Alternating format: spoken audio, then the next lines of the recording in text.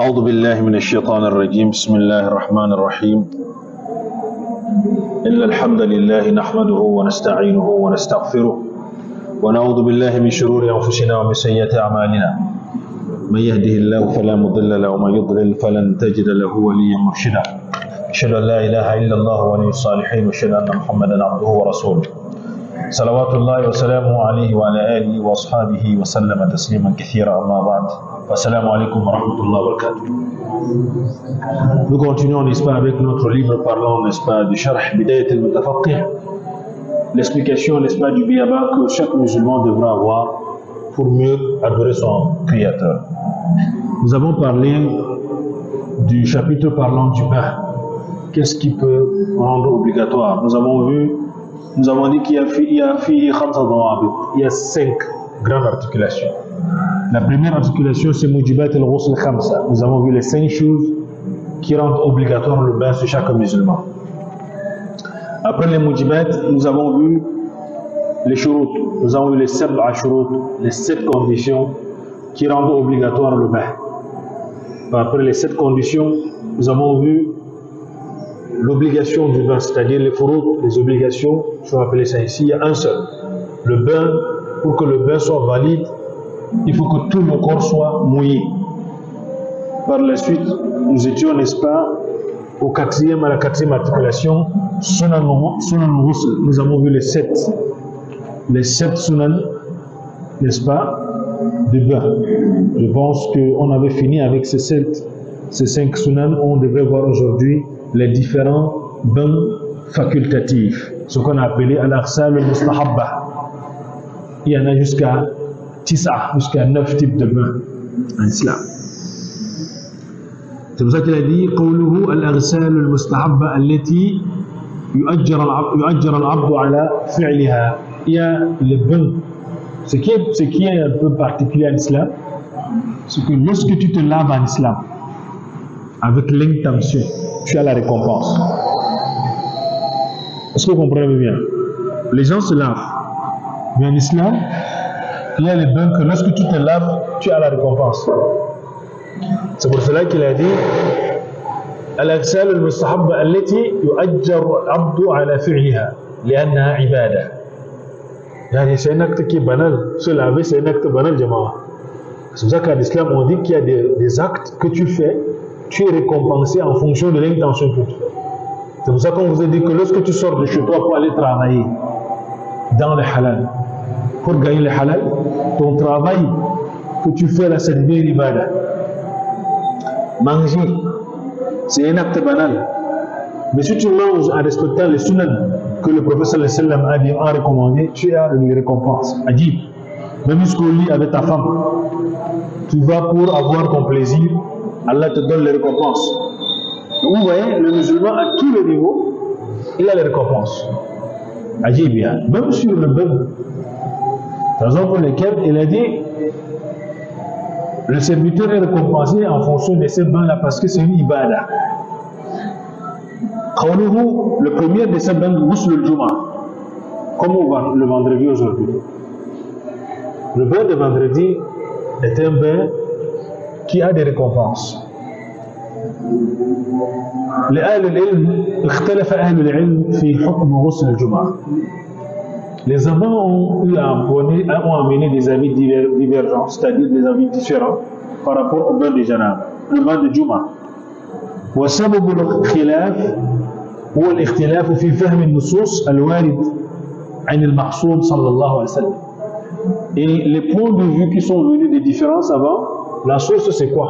C'est la compréhension des textes que le prophète sallallahu alayhi wa sallam, qui sont venus du prophète sallallahu alayhi wa sallam. Le prophète a parlé du bain de Juma. Vous allez voir que les mazhab, les écoles dans lesquelles le bain de Juma est obligatoire. Et le Juma, il faut faire le bain de Juma. Si tu ne le fais pas, ils ont beaucoup de délits. Tu dois automatiquement le faire. Vous vous rappelez le hadith d'Omar ibn Khattab radiyallahu anhu, son récit, il était sur le minbar en train de faire la khutbah. Uthman ibn Affan radiyallahu anhu est quitté du marché. Il marchait vite, il est venu vite faire les ablutions et il transpirait un peu. Omar ibn Khattab étant sur le minbar, il a dit Ya Uthman, J'espère que tu as fait ton don de vendredi comme le prophète sallallahu alayhi wa sallam nous a demandé de le faire. C'est ça que vous allez voir dans les commentaires qu'on va voir. Il y a les af'al sahaba, il y a les sahaba qui ont se comporté. Et leur comportement montrait carrément que ce bain a eu une obligation. Pas un bain comment? Facultatif. Pour d'autres c'est facultatif, vous allez voir. عن أبي سعيد الخدري d'après Abu Sa'id al-Khudri قال صلى الله عليه وسلم d'après Abu Sa'id al-Khudri il rapporte du prophète صلى الله عليه وسلم qui dit غسل الجمعة واجب على كل محتلم. Le bain de vendredi est obligatoire sur chaque qui homme pubère. Lorsque tu atteins l'âge de la puberté, aujourd'hui on peut dire que l'âge 14 ans, 15 ans, 13 ans même. Lorsque tu commences déjà à voir le sperme sort chez toi dans les rêves érotiques, etc., tu es déjà muhtalim. Parce que le terme muhtalim, c'est ihtalam. Ça vient du verbe ihtalam qui est le verbe de dormir et de rêver, faire les rêves érotiques. Quelqu'un que le sperme existe déjà chez lui. Donc le prophète sallallahu alayhi wa sallam a dit dans ce hadith d'Abu Sa'id al-Khudri que le fait de se laver le vendredi avant de venir à la prière c'est obligatoire. Wajib ala kulli muhtalimin. وهذا الإجاب نزل إلى الاستحباب بحديث سمرة ابن جندب. Samra ibn Jundub, il rapporte un autre hadith qui va dans le sens de istihbab, le mustahab, qui s'est aimé, c'est souhaité pour un peu de le faire, et non obligatoire. Lui, qu'est-ce qu'il rapporte? Il dit, le prophète sallallahu alayhi wa sallam a dit, Man tawadda'a yawm al-jum'ah, fabiha wa ni'mah. Quiconque fait les ablutions le vendredi, masha'Allah, c'est une bonne chose. C'est une ni'ma pour lui. ومن اغتسل فالغسل أفضل. Mais quand à celui-là qui se lave, le bain de vendredi, alors c'est meilleur. Vous voyez bien, il y a afdaliya. Dans ce hadith, le prophète dit celui qui fait les ablutions, déjà il vient, masha'Allah, c'est une ni'ma, il va venir avoir la prière. Mais lorsque celui-là qui fait le bain avant de venir à la prière de vendredi, alors la nuit il a le top. Il aura toutes les récompenses. Vous comprenez bien? Pourquoi d'abord, Jama? Vous vous rappelez le hadith? Ce hadith qui a les récompenses, dont les ulémas du hadith ont dit qu'ils n'ont pas vu un hadith qui a les récompenses pareilles. Cheikh Al-Albani rahimahullah est parmi eux qui a eu à dire cela. Il dit qu'il n'a pas vu un hadith parmi les hadiths du prophète sallallahu alayhi wa sallam dans lesquels il y a les récompenses énormes comme ce hadith-là le vendredi. Le prophète sallallahu alayhi wa sallam a dit quiconque se lave le vendredi, il touche l'huile, il touche le parfum, il quitte de chez lui pour venir à la prière directement. Chaque pas, s'il fait un pas, il a les récompenses de 1 an de jeûne. Vous comprenez bien? Il a la récompense de quoi? 1 an de jeûne. Et 1 an de qiyam al-layl. Est-ce que tu peux faire 1 an de jeûne, 1 an de qiyam al-layl? Un pas seulement. Vous comprenez bien? Le pourquoi le prophète a dit وَمَنِ اغْتَسَلَ فَالْغُسْلُ أَفْضَلُ. Parce que si tu ne fais pas le ghusl, tu ne vas pas avoir la récompense là. Toi tu as fait les ablutions, tu vas faire les pas pour la prière. Tu vas avoir les récompenses pour les pas. Mais la récompense c'est de 1 an de jeûne, 1 an de qiyam al-layl par chaque pas. Si tu fais 100 pas, tu as 100 ans de jeûne. 100 ans de qiyam al-layl. Est-ce que tu peux faire ça, Jama? Est-ce que tu peux avoir l'âge là?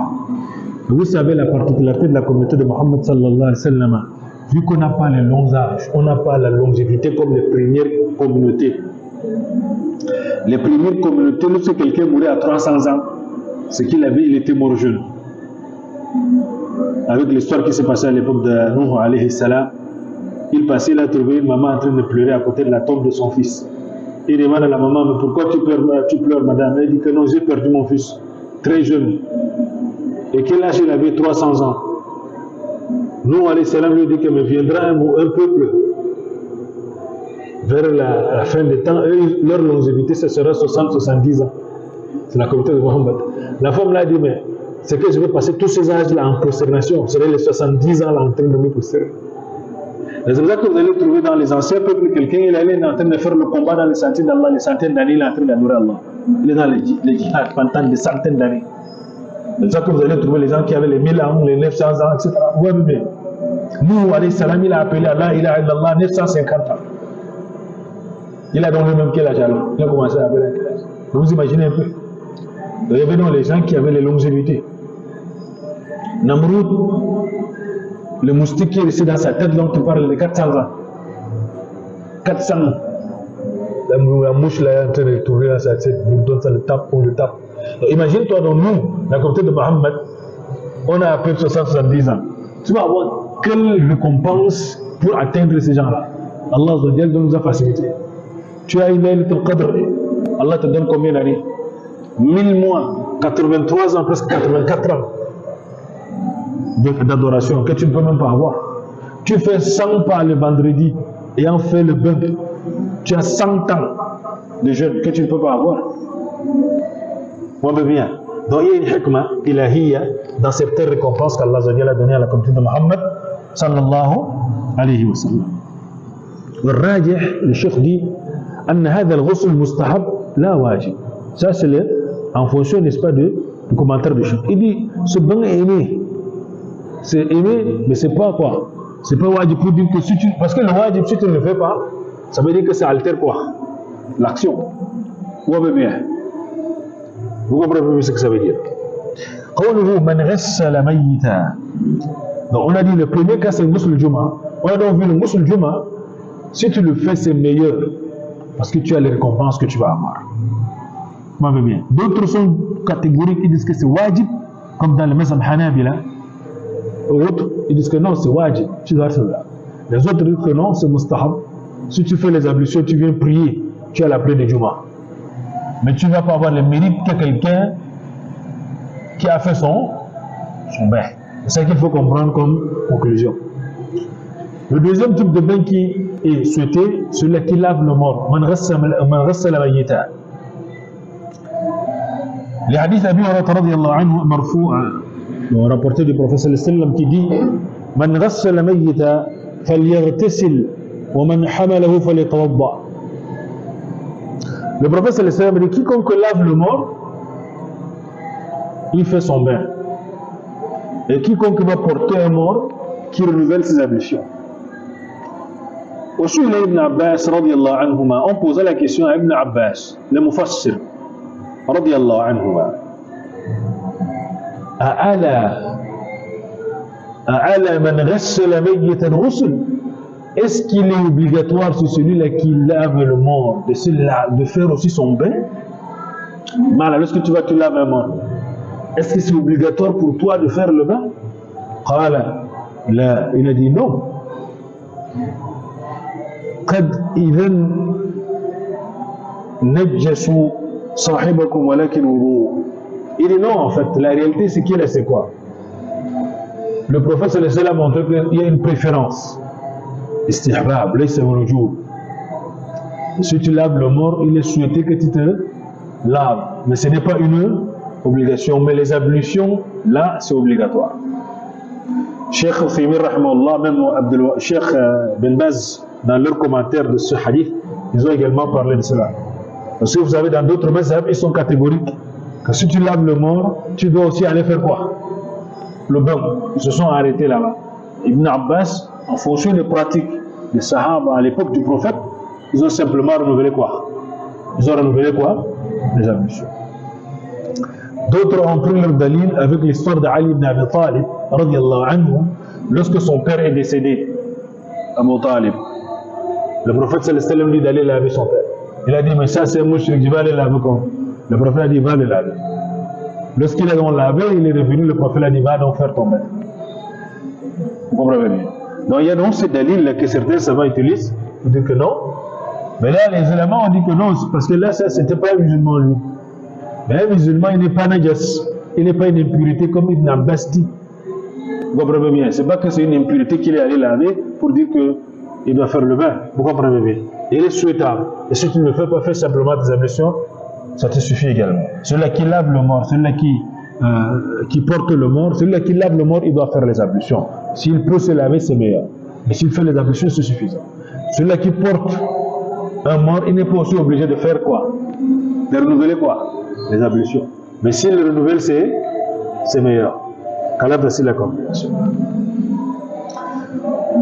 وقال رضي الله عنه ليس عليكم في غسل ميتكم غسل إذا غسلتموه فإن صاحبكم ليس يعني بنجس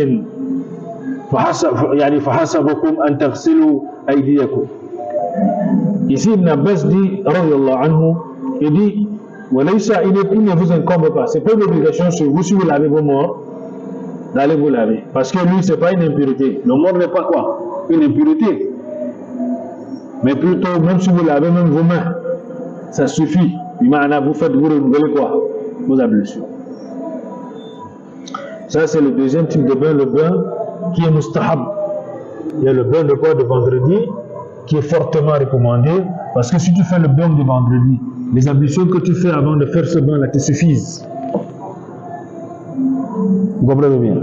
Tu n'as pas besoin d'aller le renouveler. Parce que dans notre mazhab, certains qui lisent certains livres dans le mazhab malikiya, ils vont mal comprendre que non, comme c'est un bain sunnah, les ablutions de là-bas aussi sont quoi? Sont sunnah, ça ne peut pas te faire quoi? Ça ne peut pas prier.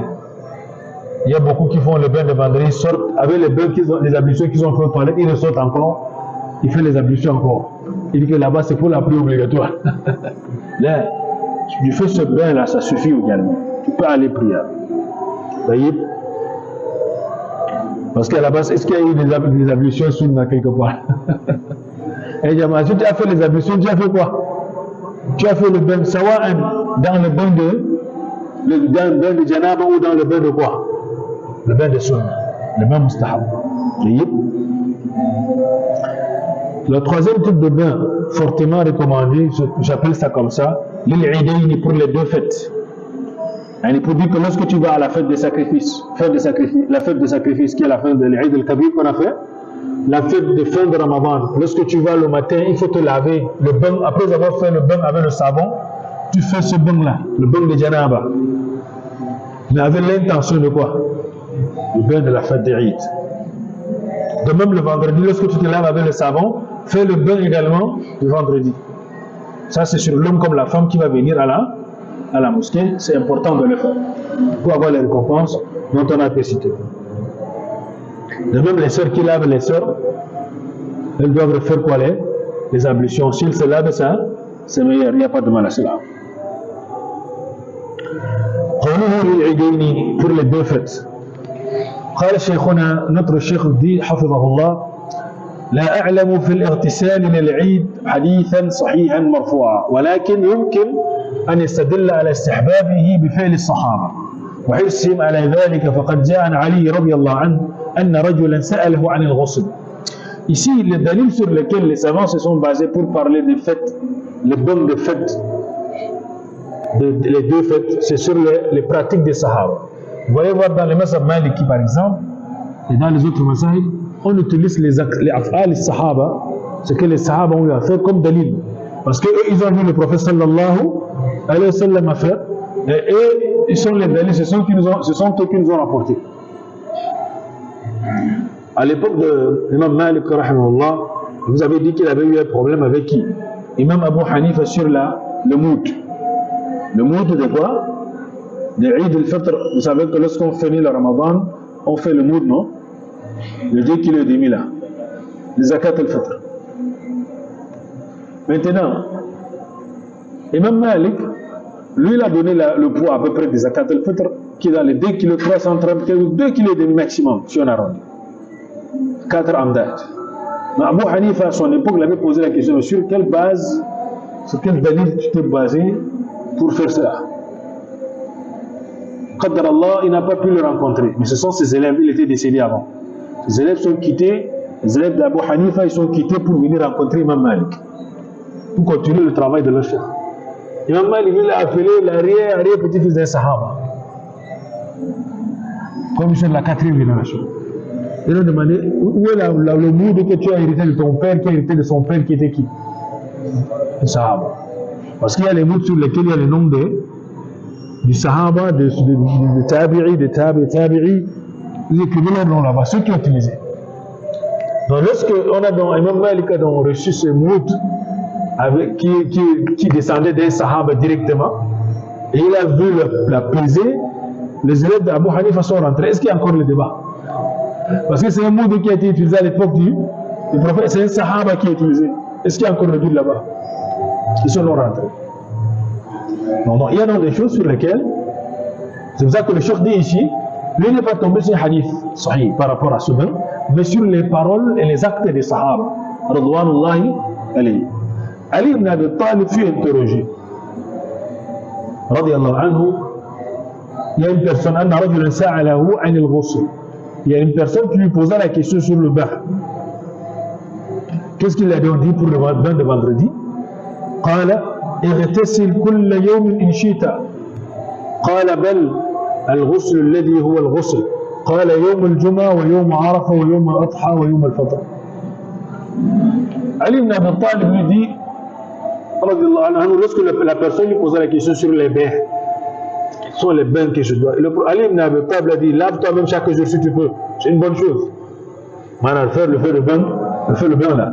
Il a donc par la suite cité le vendredi, le jour de Arafat, le jour de la fête de sacrifice et le jour de la fête de fin de Ramadan. Moi, bébé. Il le dit parce que le prophète le faisait et les sahaba le faisaient. Radwanullahi alayhi. Et le prophète nous a dit, alaykum bi sunnati wa sunnati khulafa ar-rashidin al-mahdiyyin min ba'di abdu alayha bin nawajid. Suivez ma sunna et la sunna de quoi? Des khalifs bien guidés. Ce n'est pas une manière de faire la séparation, mais pour dire qu'en fait, ces khulafa, ce sont les meilleurs élèves parce que c'est ce qu'ils ont vu chez moi qu'ils ont eu à pratiquer. Sallallahu alayhi wa sallam. Donc, وعن ابن عمر رضي الله عنهما il dit, Ibn Umar rapporte également, أنه كان يغتسل يوم الفطر قبل أن يغدو إلى المصلى. Voilà aussi lui, Ibn Umar, il avait l'habitude de faire quoi? Avant d'aller à la prière du jour, n'est-ce pas, de la fête, il se lavait, il faisait le bain là. Le bain de quoi? Du jour de la fête. Vous savez qu'Ibn Umar, Abdullah ibn Umar, radiyallahu anhuma, il fait partie des 4 abadila. Les abadila, ce sont les mukthirin, on les appelle quoi? Les mukthirin, les gens qui ont rapporté le plus de hadith. Et lui, Abdullah ibn Umar, sa particularité, c'est que quoi? Là où il a vu le prophète faire quelque chose, il s'arrêtait faire. Vous comprenez bien? C'était les jeunes qui étaient à côté du prophète, regardaient le prophète, ils suivaient le prophète. Dans tout ce que le prophète faisait, ils étaient là. Un jour, on le voit, en marchant, on le voit s'arrêter, il a fait des rak'at. On dit, Abdallah, pourquoi tu fais des rak'at? Il dit, j'ai vu le prophète faire la rak'at ici. C'était des jeunes, à tel point qu'ils connaissaient là où il y avait les arbres où le prophète s'est courbé. Tu vois, il est en train de marcher à un endroit, il se courbe comme ça. Il n'y a pas l'arbre là-bas, il n'y a plus. Il dit, pourquoi tu te courbes ici? Que non, j'ai vu le prophète se courber avec un arbre ici. Radiyallahu anhu. Donc, ceux-là, ils étaient les photocopies, c'est-à-dire que les caméras, vous comprenez bien, ils voyaient exactement ce que le prophète sallallahu alayhi wa sallam faisait et ils ont rapporté. Mais si tu vois Abdullah ibn Umar faire ça, c'est qu'il faut être sûr qu'il a vu le prophète sallallahu alayhi wa sallam faire cela. Et donc lui, à chaque fois, lorsqu'il allait au fait, il faisait, n'est-ce pas, cela.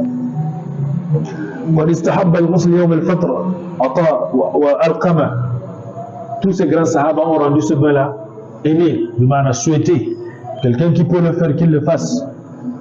وقد استحب الغسل qui le jour de la fête de Ramadan عطاء القمة عروة بن الزبير إبراهيم التيمي والنخيع والشعبي وقتادة وأبو زناد ومالك والشافعي وإسحاق رحمهم الله. Donc tous ces grands là, ils ont rapporté, n'est-ce pas, ils ont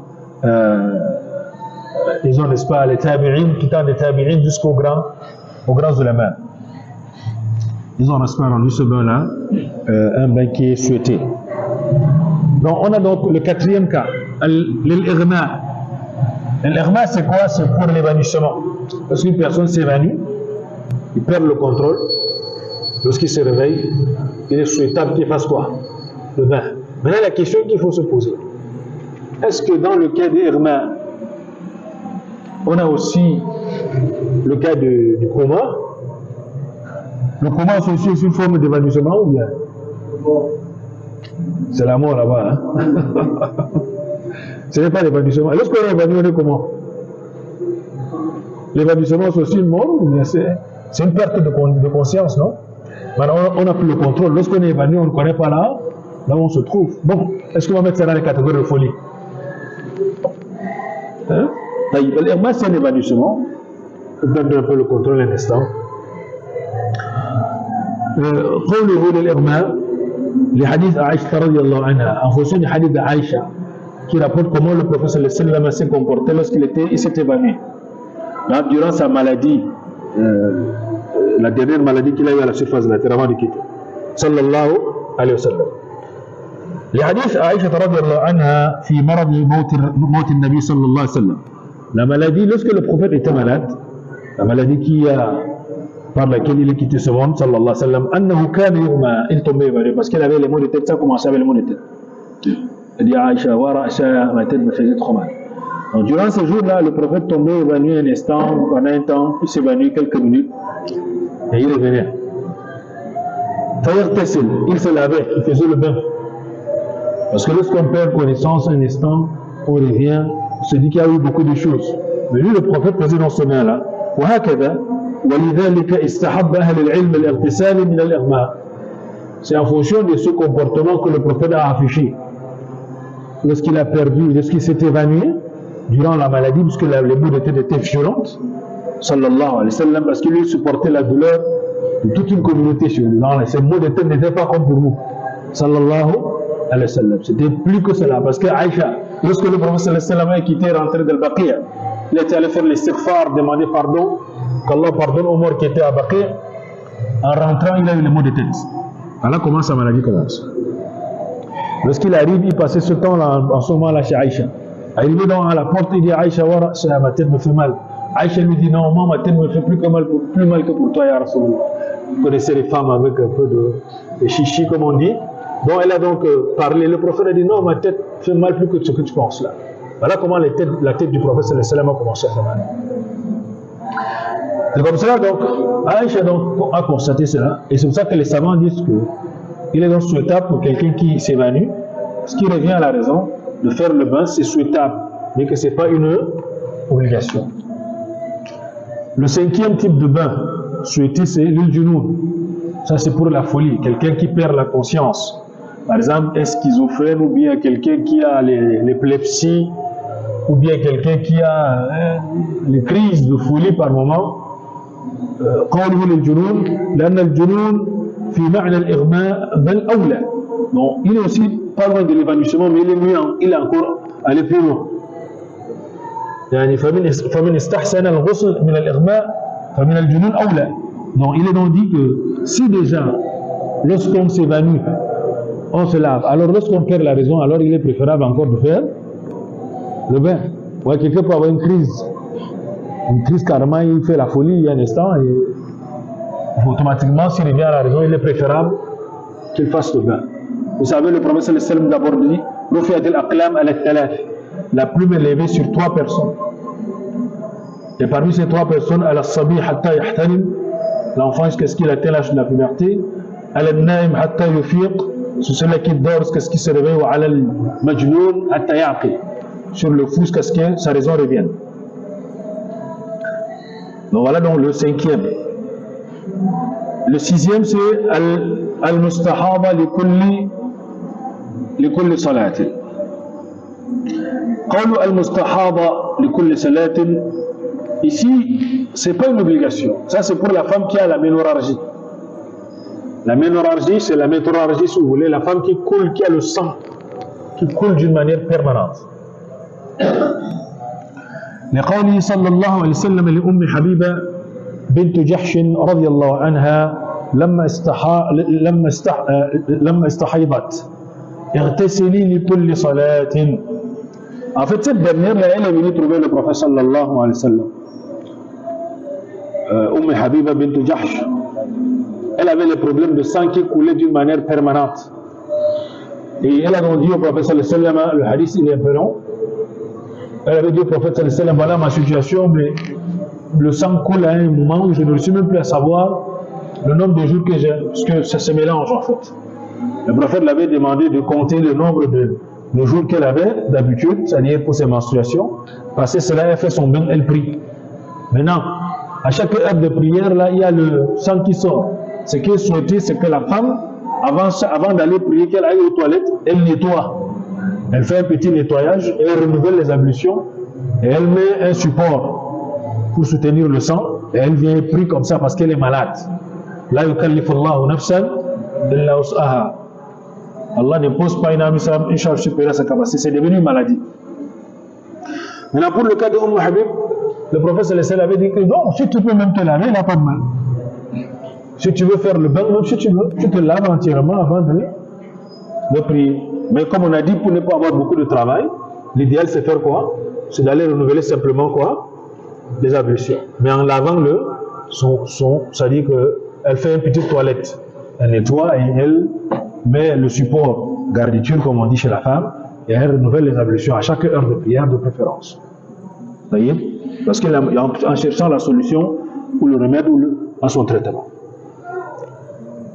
Le septième, l'ihram, pour les gens qui entrent en état de sacralisation. Lorsque tu fais la umrah, tu fais le hajj, il y a le bain.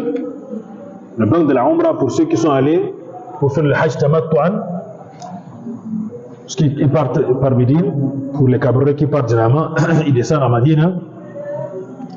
Lorsqu'ils veulent partir à la Mecque, n'est-ce pas, lorsque le mois de Dhul Hijjah entre, ils partent, n'est-ce pas, à Dhul Hulayfa, ils font le bain. Avant d'aller à Dhul Hulayfa, ils font le bain à l'hôtel. Soit ils partent à Dhul Hulayfa là-bas, qui est le miqat, ils font le bain des haram. Le bain des haram, c'est comme le bain des janab. Mais avec l'intention de bain de quoi? Des haram.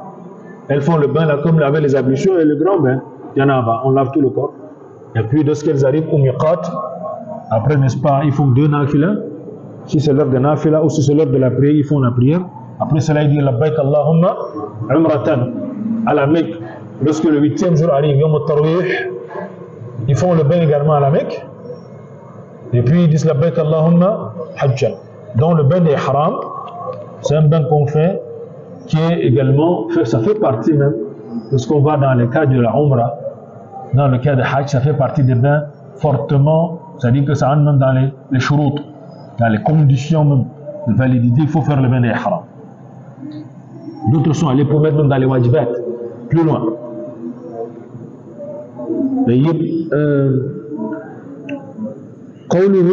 On va finir rapidement. Le Dukhul Mecca, pour entrer à la Mecque également, sont dans l'istihbab.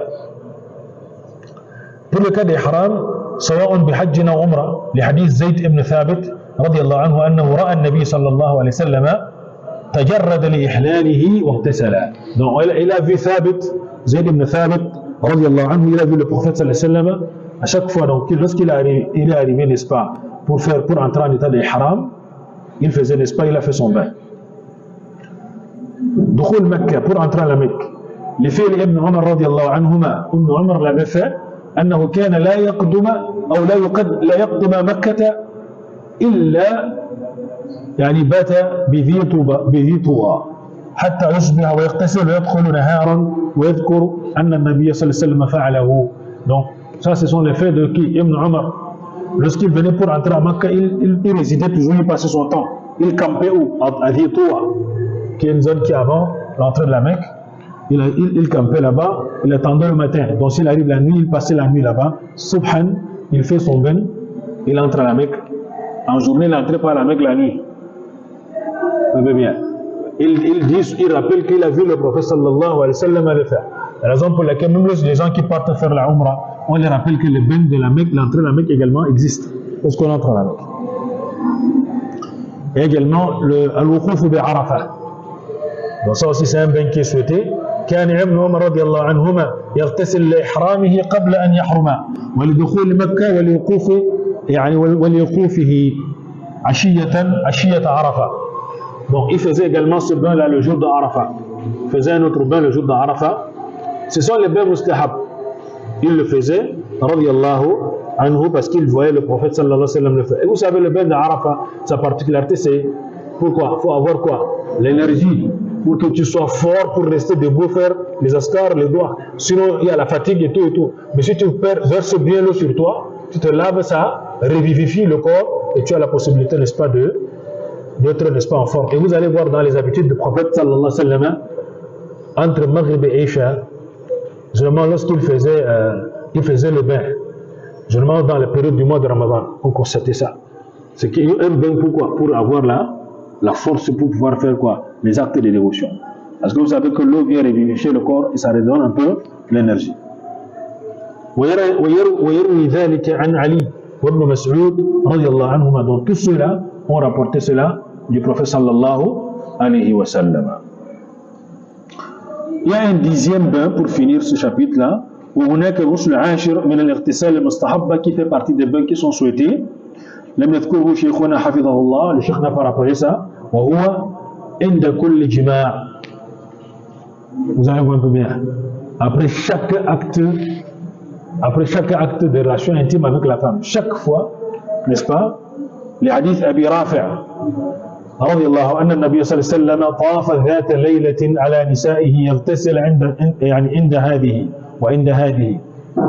En fait, c'est un acte que le prophète صلى الله عليه وسلم va faire. Il y a une nuit, d'après le hadith de Rafi', Abi Rafi', il dit, le prophète sallallahu alayhi wa sallam, une nuit, il a passé chez plusieurs de ses épouses, parce que le prophète avait la force. Sa force n'était pas comme notre force, Jama. Suleiman, lorsqu'on te dit qu'il passait la nuit sur plus de 60 à 90 femmes, nous, on n'a pas la capacité là. Donc, le prophète sallallahu alayhi wa sallam, également, lui, il y a une nuit, il a passé parfois, il a une nuit, chez ces femmes-là, il est passé. Chaque femme, il a la visite, en fonction de son besoin, il a résolu le problème, il a fait le bain avec elle, il a continué sur l'autre femme, il a résolu son problème, et il a fait le bain avec elle, il est passé sur l'autre femme, et allez, ça c'est la force du prophète sallallahu alayhi wa sallam. Sa force n'est pas comme notre force Jama'a. Lorsqu'on était en train de creuser le puits de Khandak, les fosses de Khandak, la bataille de Khandak, les coalisés, l'Ahzab, le prophète sallallahu alayhi wa sallam, lorsque les Sahaba ont creusé, ils ont trouvé une roche dure là-bas. C'est le prophète qui est allé là-bas, il était assis, on est venu trouver, Ya Rasulallah, on est tombé sur une roche. Le prophète a pris son turban, il a mis un peu le sable, il a même le ventre qui était affamé, il a attaché, il est allé, il a pris la hache, la pioche, il a tapé, ça s'est explosé. On veut dire sallallahu alayhi wa sallam. Donc sa force ne peut pas être comme notre force. Taïb, celui-là, bon, Allah l'instant, il y a les femmes, il y a les frères qui peuvent le bon, c'est une sunna, c'est une habitude qu'il a fait, sallallahu alayhi wa sallam. وعند هذه وقال قلت يا رسول الله ألا تجعله واحدا. On a donc posé la question au prophète, pourquoi tu n'as pas fait un seul bain seulement, puisque tu es plusieurs femmes? Un bain pouvait suffire, نعم. قال هذا أزكى وأطيب وأطهر. Il dit que ça c'est plus pur et c'est meilleur et ça c'est encore plus élégant. Vous comprenez bien? Parce que vous savez que même nous là, lorsque tu as une seule femme, les gens qui ont une seule femme, peut-être, vous comprenez bien. Lorsque tu as ta femme et que tu vas avec elle, premier tour, si tu veux aller au deuxième tour dans la sunna du prophète sallallahu alayhi wa sallam, il faut renouveler quoi? Les ablutions. Les ablutions renouvelées consistent à aller laver tes parties intimes, tu fais les ablutions simplement. Même si tu veux revenir faire, c'est quand même propre et puis c'est esthétique, on va bien. Faut pas, c'est bon, on comprend qu'il y a les frères qui ils font un deuxième tour, troisième tour. En une seule nuit, il peut faire 3 tours. Ça dépend de son énergie. Mais même comme ça, à chaque fois, il faut renouveler les ablutions. C'est une hikmah jama'a. C'est énergisant. Ça booste. Pour les hommes mariés, ils me comprennent. Vous voyez bien. Même la femme elle-même, elle va sur le toit, ça entre dans la propriété. C'est important, jama'a. Taïb, qu'Allah facilite la compréhension. Il y a les frères qui me regardent en souriant. Qu'Allah facilite, on va s'arrêter là, Inch'Allah. Donc ça fait partie également, ce sont les bains aimés, souhaités. Un seul bain pouvait suffire. Après vous avoir visité tes 3 femmes ou tes 4 femmes. Mais lui, le prophète, dans chaque femme qui rendait visite, la même nuit qu'il a passée, il a visité plusieurs femmes. Chez chaque femme, il se lavait avec elle. C'est quand même bien, non?